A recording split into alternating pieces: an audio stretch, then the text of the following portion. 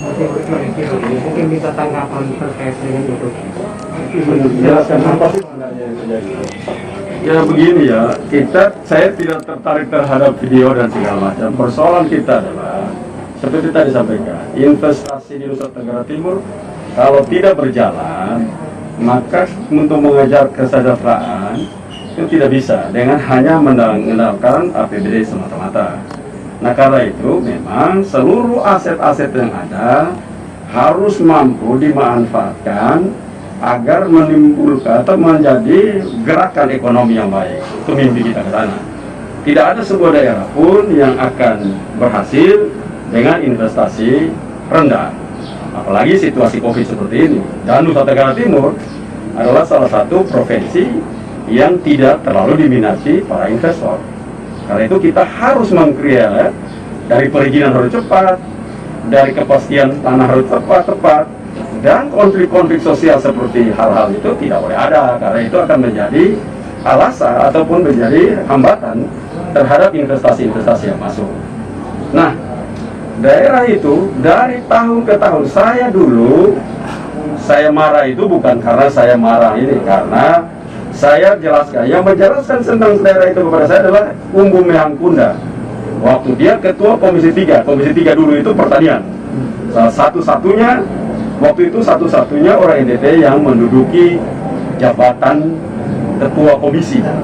Dia menjelaskan saya, daerah ini daerah yang bagus, peternakannya bagus, tapi tidak ada yang mau kerja, tidak ada yang mau bantu. Minta saya tolong bantu waktu itu. Tapi karena keseriusan di sini, sekarang saya menjadi gubernur, saya teringat di bawah. Karena itu waktu saya memehang, beberapa anak muda yang menyatakan Mehang tidak ada urusan di sini, itulah saya menyatakan saya marah dia karena dia menghina senior seorang umbu yang saya kenal, hidupnya dalam semasa hidupnya itu diabadikan untuk Pulau Sumba. Itu cintanya Mehangkunda itu kepada Pulau Sumba, dan itu dia minta saya untuk terlibat karena saya menjadi gubernur dan saya teringat ada akan omongan beliau. Itulah saya gembira dan saya membangun daerah itu. Nah tentunya untuk mengerjakan sapi, semua kita tahu secara republik, bukan saja NTT, republik ini belum ada range yang seperti dilakukan oleh teman-teman Asia Beef yang mereka miliki hari ini 1000 hektar dengan desain dan pemeliharaan sapi terbaik yang dapat seperti kita lihat di luar negeri. Kalian sudah pernah sampai sana belum? Nah, pergi dulu supaya kalau saya mau begini kalian mengerti. Jangan sampai ke sana. Itu 1000 hektar itu didesain dengan baik, seperasa kita berada di New Zealand, berada di Darwin, dengan desain-desain yang baik, sehingga kita bicara tentang peternakan sapi, kita mempunyai peradaban yang sama dengan negara-negara lain. Nah, karena saya lihat mereka itu sudah punya kerja 1000 hektar dan jalan baik dan sapi-sapi yang bagus, maka saya tidak mungkin pemerintah kerja sendiri, tidak mungkin, pasti gagal. Maka itu saya menyampaikan kepada teman-teman dinas, kerjasamakan dengan Asia Beef. Asia Beef terlibat di sana untuk bersama-sama dengan pemerintah, dan mereka sendiri sudah juga mendapatkan dukungan persetujuan kerjasama dari Kementerian Investasi, yaitu yang punya lahannya PT PN14, itu juga kerjasama kepada Asia Beef 6.000 hektar sekian. Jadi kalau tambah dengan mereka berarti 7.000 hektar. Kalau tambah dengan provinsi yang 5 hektar, maka 7.500 hektar menjadi pusat breeding di Nusa Tenggara Timur ada di Sumba Timur. Nah, kalau pusat breeding seperti itu, maka masyarakat kita ke depan untuk memiliki, dia tidak perlu breeding karena jadi inbreeding.